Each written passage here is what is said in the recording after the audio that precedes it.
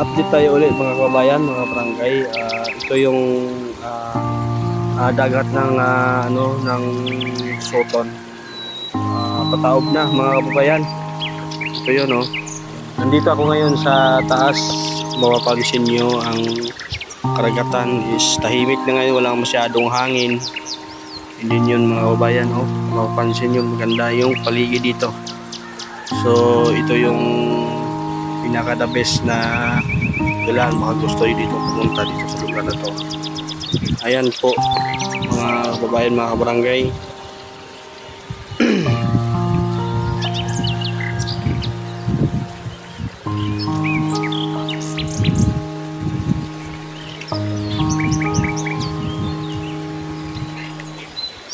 So paki-support lang sa ating vlog, no? Ching Hugot Vlog Bautista. So yun ang tanghiling sa inyo,